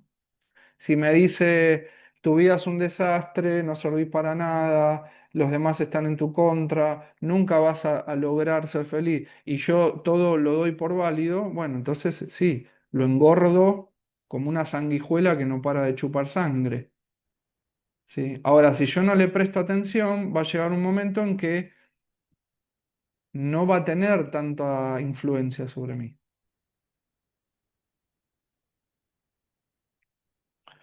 No proyectes sobre otros la responsabilidad por esa creencia que es el ego en sí mismo, o de lo contrario prolongará su existencia. Eh, Cuando estás dispuesto a asumir total responsabilidad por la existencia del ego, habrás dejado a un lado la ira y el ataque, pues estos surgen como resultado de tu deseo de proyectar sobre otros la responsabilidad de tus propios errores. Entonces, si yo me enojo, no es por lo que el otro dice o hace, sino por lo que yo elijo interpretar de lo que el otro dice o hace. ¿Sí? En la medida que yo sea consciente de esto y acepte el hecho de que soy yo el que elijo enojarme, porque yo quiero interpretar que el otro dijo lo siguiente porque pensaba tal cosa y eso yo como lo sé. Porque muchas veces sucede esto, de que yo interpreto que lo que el otro dijo lo dijo porque pensaba que yo era tal cosa. Y por ahí no, yo estoy adentro de la cabeza del otro, no conscientemente, pero sí. Entonces, ¿por qué interpreto eso? Porque en realidad es lo que yo estoy proyectando de la creencia que tengo sobre mí mismo, ¿sí? Entonces, si yo creo que soy indigno de Dios, voy a proyectar eso en los demás y siempre me va a parecer que los demás están pensando mal de mí o están hablando mal de mí. Y a lo mejor no están pensando ni hablando mal de mí. ¿Sí? Ahora, a la medida que yo reconozca que esto es así, no me estaré dejando llevar por el ego. Cuando yo no lo reconozco así, por más que el curso de milagro me dice que es así, o sea, sí, me enteré porque el curso de milagro me dice que es así, pero no lo estoy aceptando, porque sigo creyendo que el otro piensa mal de mí, o habla mal de mí, o conspira contra mí. Por eso dice, cuando estás dispuesto a asumir total responsabilidad por la existencia del ego, es decir, por tu propia interpretación de los hechos, por lo que vos crees que el otro en el fondo tiene como intención y no sabés si es así, porque lo que haces es proyectar tu propio conflicto. Cuando estés dispuesto a asumir total responsabilidad por la existencia del ego, habrás dejado a un lado la ira y el ataque, pues estos surgen como resultado de tu deseo de proyectar sobre otros la responsabilidad de tus propios errores. No, más una vez que los hayas aceptado como tus propios errores, no te detengas ahí. Entrégaselos de inmediato al Espíritu Santo para que Él los deshaga completamente. ¿Qué significa esto? Cuando a mí algo me perturba del comportamiento de otra persona, bueno, en primer lugar, recordarme esto: el otro no está separado de mí, el otro no es malo ni está loco, no. Eso es lo que yo estoy interpretando erróneamente, porque estoy proyectando algo que tiene que ver con lo que yo creo de mí mismo. Entonces, ahora que soy consciente de todo esto, lo único que puedo hacer, en lugar de enojarme o creer que me tengo que defender del otro, es entregarle esa percepción errónea al Espíritu Santo y decirle: corregí esto que yo estoy viendo. Es como cuando yo les digo que le planteen a Dios lo siguiente: mostrame las cosas como vos la ves, mostrame a este hermano como vos ves a tu hijo, para que yo pueda dejar de ver a ese otro de la manera equivocada en la que lo estoy viendo. Padre, mostrame a este otro como vos ves a tu hijo. Entonces, si yo me abro a esa corrección, voy a dejar de ver al otro como lo peor, como mi enemigo, ¿sí? Lo voy a ver como mi hermano, no como mi enemigo.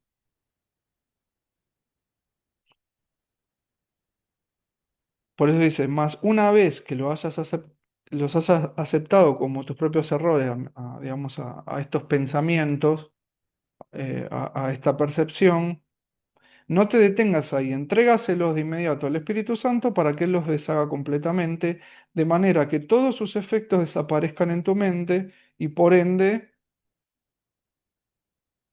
en lo que veo de forma externa, ¿sí?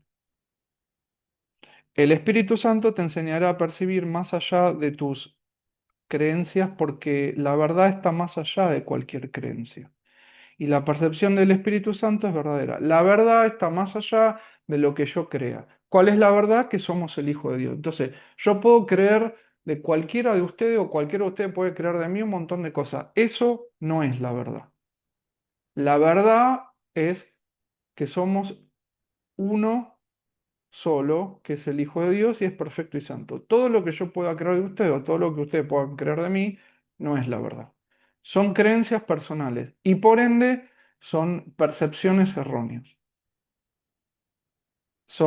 Justamente son creencias que parten de percibir lo que no es lo real, de estar teniendo una experiencia de vida que no es la vida verdadera. ¿Sí? Te puedes olvidar del ego por completo en cualquier momento que así lo elijas, porque el ego es una creencia completamente inverosímil. Es decir, yo puedo lograr erradicar por completo la influencia del ego sobre mí, al punto de deshacerlo en algún momento, como hizo Jesús.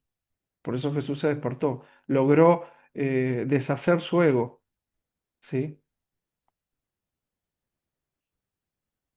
Porque el ego es una creencia completamente inverosímil. ¿Qué quiere decir con esto? Que justamente como el ego es una creencia, nosotros podemos lograr cancelarlo.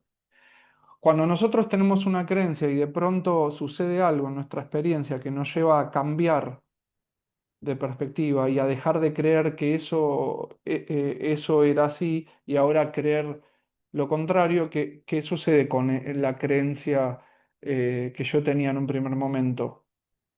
Desaparece mi sistema, ¿sí? Si yo creía antes que las mujeres son todas malas y traicioneras y ahora me doy cuenta que no, que hay más mujeres buenas que mujeres que de pronto pueden traicionarme, bueno, va a desaparecer la creencia errónea original de que la mujer era mala. Bueno, entonces, de la misma manera puede suceder con el ego. Como es un pensamiento inverosímil, es decir, como es algo, una idea equivocada, puede ser deshecho. Puede llegar un momento en que quede completamente anulado, no tenga más efectos sobre mí. Cuanto más aprendas acerca del ego, más te das cuenta que no se puede creer en él. Lo inverosímil no se puede entender porque es increíble. Por eso habla de la creencia increíble. Va a llegar un momento en que me voy a dar cuenta que no puedo seguir fiándome de lo que yo percibo en el mundo, porque eso no puede ser verdad, ¿sí? No puede ser verdad lo que estoy viendo, no es real. Nada irreal existe, dice la introducción del curso. Bueno. Lo inverosímil no se puede entender porque es increíble. Es evidente que una percepción basada en lo increíble no tiene sentido, pero tal vez no hayas reconocido que dicha percepción está más allá de lo que se puede creer precisamente porque fue concebida por una creencia. Por ahora yo sigo, me sigue pareciendo que es verdad, ¿por qué? Porque yo creo en eso. Cuando deje de creer que eso puede ser verdad, justamente me voy a dar cuenta que no es posible que esto ocurra, ¿sí? No puede ser posible que este mundo lo haya creado Dios. No puede ser posible, porque si Dios es un Dios de amor, Dios no pudo haber creado esto. Es imposible, ¿sí? Ahora, en la medida que yo siga creyendo que Dios creó el mundo, nunca me voy a cuestionar esto, ¿sí? Este curso no tiene otro propósito que enseñarte que el ego es algo increíble, es decir, algo eh, imposible de creer en la medida que yo eh, trabaje con una lógica, ¿no? Si yo no utilizo la razón, voy a seguir creyendo que esto es posible. Es como la idea de que Dios es bueno, pero castiga. Eso es una contradicción. Ahora, en la medida que yo no la cuestione, voy a seguir creyendo en lo increíble, ¿sí? Dios no puede castigar, precisamente porque es el amor. La creencia increíble es creer que Dios, pese a ser amoroso y misericordioso, castiga. Este curso no tiene otro propósito que enseñarte que el ego es algo increíble y que siempre lo será. Tú, que lo inventaste, al creer lo increíble, no puedes emitir ese juicio por tu cuenta. ¿Por qué? Porque yo lo inventé para, digamos, para manejarme con él. Entonces, para que el ego exista, yo tengo que creer en lo que el ego, digamos, establece como sistema de creencias con el cual yo opero, digamos. O sea, para que el ego exista como tal, yo tengo que validar con mi creencia que lo que el ego me muestra, que lo que el ego me hace percibir es real. En la medida que yo no crea en lo que percibo, el ego deja de existir. Pero cuando aceptas la expiación para ti mismo, decides en contra de la creencia de que puedes estar solo, desvaneciendo así la idea de la separación y afirmando tu verdadera identificación con todo el reino como algo que literalmente forma parte de ti. Esta identificación está más allá de cualquier duda, del mismo modo en que está más allá de cualquier creencia. Tu plenitud es ilimitada porque el estado de ser es infinito. Bien, menuda, menuda enseñanza esta sección, ¿eh? Es larga, pero no quería dejar de verla, de analizarla juntos, de pensarla juntos. ¿Alguna duda o algo para comentar?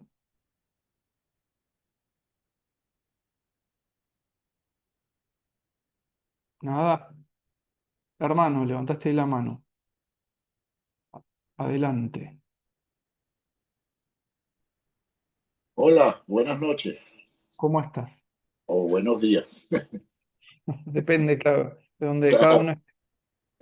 esto es de talla mundial. A ver, Mira, al principio de tu amable exposición, dos cositas que me quedaron ahí como un aporte a los compañeros y compañeras, hermanas y hermanos. Eh, Efectivamente, el mundo que estamos construyendo está solo en nuestra mente, afuera no hay nada. Este, algo así como que ya logras sentir que hasta un co-creador eres de lo que es tu realidad, porque, y pueden hacer la prueba, ¿no? Voy a mis pruebas. Impecabilidad en las palabras, eso es genial, porque tus palabras emiten creación y esas palabras si están llenas o la intención va con cariño, amor, el amor que todavía podemos entender nosotros, pero es el mundo que nosotros nos hemos construido. Y lo otro es, en Venezuela hay una especie de refrán que dice así, que cada quien juzga por su condición. Y si nosotros estamos viendo que la vida nos está poniendo trampas, es muy sabio ese refrán. eh, esa vida la vamos a tener entrampada. O sea, pensamos mal de los demás, pensamos que nos van a disparar o que nos van a asaltar y eso es lo que estamos construyendo conscientemente, porque ya después que nos los advierten y nos dicen cómo es el juego, por ponerle algún término, bueno, ahora ya estás consciente, antes porque estabas en la más ilusión, pero ahora en esta ilusión puedes también a ponerla a tu favor mientras transitamos este punto a llegar bueno, a despertarnos y a no tener temas con que Dios nos va a castigar, porque Él ni siquiera se entera de lo que está pasando aquí. Tanto así que muchas veces se me sale decirle a la gente cuando dice, ay, gracias a Dios, o que Dios, si Dios lo quiere. Y yo digo, Dios no se mete en eso, ni siquiera sabe. Es como el sticker ese, yo lo hice un sticker, pero un meme, Ajá. que, que decía, si Dios quiere, este año voy a conseguir pareja. Y hay una imagen de Dios, una pintura que dice, no, no quiero. No, que no me da la gana. Yo lo Este, hice en un sticker, no, no quiero. yo no sé si es atribuido a Facundo Cabral esta frase que dice, si quieres hacer reír a Dios, cuéntale tus problemas. Es genial. Sí, sí, es genial. Buenas noches, gracias, Pablo. Buenas noches a vos. Un Siempre abrazo enorme. amable, amable todos nuestros hermanos. Bendiciones a todos, gracias. Bendiciones. ¿Alguien más? ¿Algo para preguntar o comentar? ¿Algún aporte a modo de reflexión que le haya surgido después de haber estado, bueno, leyendo y analizando todo esto, que es para que nos explote un poco el cerebro? Yo se los reconozco. Pero no sé, de pronto a alguien le surgió algo. Pues yo puedo concluir de lo abrumado que hoy me sentí con lo que compartes. O sea, es pues seguir dando círculos a esto hasta que entra por alguna parte, porque no hay otra salida. No hay otra salida, tal cual. De Y hecho, justamente en función de esto que decís, yo el otro día mientras estaba corrigiendo y obviamente hago preguntas mientras corrijo muchas veces, como mismo cuando se me dicta, anoté algo que me parece hasta cómico y que viene al caso. Dice así, en cuanto crees saber lo que algo significa, dejas de poder entenderlo. Eh, bueno.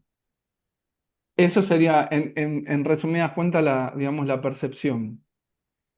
Sí, por ahí había una frase del curso, o bueno, parte de las enseñanzas que Jesús hace, donde dice que una vez que estás en verdadera paz, ni siquiera vas a decirle al mundo que estás en paz o las cosas maravillosas que haces, porque porque no hay necesidad de hacerlo, porque ya estás en paz. Bueno, precisamente, ¿ves? Lo que voy a hacer, espera que lo abro esto y se los muestro. Estas son cosas que anoto a veces como producto de los intercambios, ¿no? De hecho, fui guardando montones de frases, de definiciones de este tipo así sueltas, al punto que puedo publicar 2 libros literalmente sobre esas cosas sueltas, ¿no? Eh, bueno, esto es de entre ayer y hoy. En cuanto crees saber lo que algo significa, dejas de poder entenderlo, lo que leía recién. Después otra, estas dos son de hoy. El verdadero precio de la libertad no es el sufrimiento, sino la responsabilidad. Nosotros por lo general creemos que al hacernos responsables de algo, eso nos coarta la libertad. ¿No? Y que vamos a sufrir. Bueno, no. El verdadero precio de la libertad es justamente hacerse responsable. ¿Qué quiere decir con esto? Para, para ser verdaderamente libre, yo tengo que ser responsable de mis decisiones, ¿sí? Porque en el discernimiento, que es lo que me permite poder elegir bien, eso es lo que me vuelve realmente libre. Cuando yo no sé, no tengo conciencia de las cosas que estoy decidiendo y que siempre me llevan a sufrir, no soy libre, aunque crea ser libre, ¿sí? Y después fíjense este otro que quizás está cómico. Inquietos están todos los corazones hasta que descansen en Dios. Ergo, no hay manera de estar satisfechos en este mundo, con nada. Inquietos están todos los corazones hasta que descansen en Dios. La verdadera paz, la verdadera dicha, el verdadero amor, lo vamos a conocer cuando nos despertemos. Mientras tanto, seguiremos inquietos, algunos más que otros, pero es así. Bueno, ¿alguien algo más para preguntar o para agregar? Si no, por hoy estamos. Una clase sí, para que nos explote la cabeza. Usuario de Zoom, a ver, No, ya terminada la clase, cerramos con quería, vos y con una oración. Piensen mientras tanto a ver quién se anima a hacer una oración. no, solo comentar que en la clase pasada, mi gatita había que operarla. ¿Se acuerdan que comenté? Ah, es verdad, ¿cómo Ah, está? ¿Cómo está? ¿Cómo está? espectacular. Qué Parece que no bueno, sí, parece que no lo hubiesen operado, porque la me trajimos y alegra hace mucho. una recuperación súper, súper bien, así que muy contenta por eso. Eso quería comentar. Gracias, gracias sí, Eso, por lo menos por contarme a mí, porque sí, a veces, viste, con el fragor sí, de, sí, seguro. de lo que son nuestras cosas a diario, Exacto. bueno, va Así que no, perdiendo el hilo, ¿no? así que mi chulina está ¿Cómo se súper. llama la Rosita, pequeña? ¿Cómo? Rosita, Rosita. Ah, Rosita, mira qué lindo nombre. Bueno, no, Yo me alegra estaba mucho. pidiendo un milagro para Rosita toda la semana Sí, pasada. yo pedí el otro día cuando de hecho a mí nos solicitó. Sí, sí, Y, súper bien. pero después me olvidé, le soy sincero, me olvidé ya, o sea, me olvidé el resto de los días. Por eso que nos haya comentado está bueno, porque hay que dar testimonio de los milagros, porque eso es lo que refuerza nuestra fe, Claro, exacto. ¿sí? Bueno, gracias. No, gracias a vos por contarnos, ¿no? Bueno, ¿quién se anima a hacer la oración para cerrar?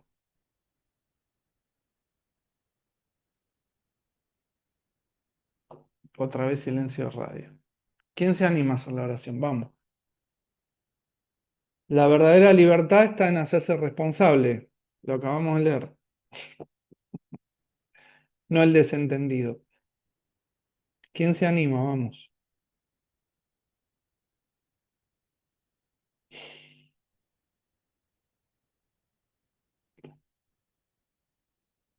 ¿Te animás vos, Elenita? Que sos casi la oradora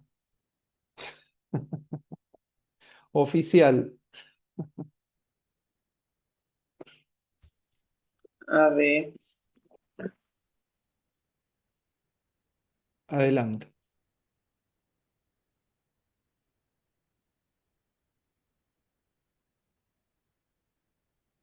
Padre amado, vengo ante ti para pedirte por favor que me enseñes a tener sabiduría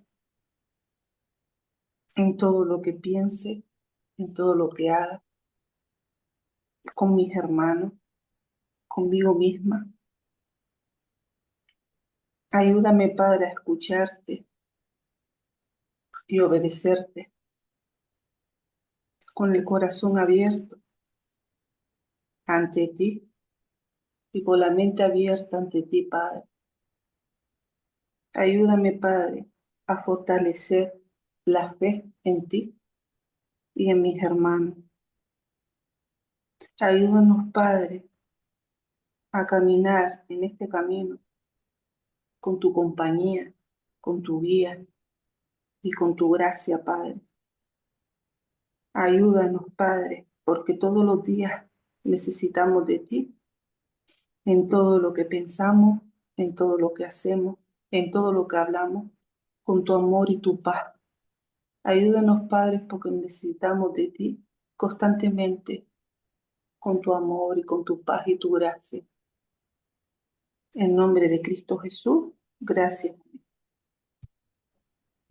Amén. Gracias a vos, Elenita. Gracias. Amén. Hermoso, Me encantó eso que dijiste hermoso. ayúdame a fortalecer mi fe en ti y en mis hermanos, porque eso también nos cuesta mucho, confiar en los demás, que sería en Elenita nos definitiva, puede mandarle la oración, sería hermosa. Es muy bonita, realmente. si es que la anotó, a lo mejor le salió Salió, espontáneamente. me Bueno, salió. entonces a transcribirla, los que la quieran tener, a transcribirla. Hermosa. E insisto, esto que dijiste, ayúdame a fortalecer mi fe en ti, en mis hermanos, es clave. Porque Mañana yo Es clarísimo. quiero, mañana les envío la grabación y después la transcriben. claro, Porque yo quiero que Dios fortalezca mi fe, pero cada vez que puedo, elijo no creer en los demás, elijo desconfiar, elijo pensar lo peor, elijo condenarlos. Sí, pero como bien dijo Jesús, el que no ama a su hermano no ama a Dios. ¿Sí? Así que, Lenita, no estás lejos del reino de los cielos. A Nada más ver, por ya, hoy. con el Nada más Espíritu por Santo, hoy. la oración, a ver. Bueno, nada más por hoy. Me despido pidiendo un milagro en nombre de Jesús para todos. Mañana les envío todo. Un abrazo enorme. Gracias.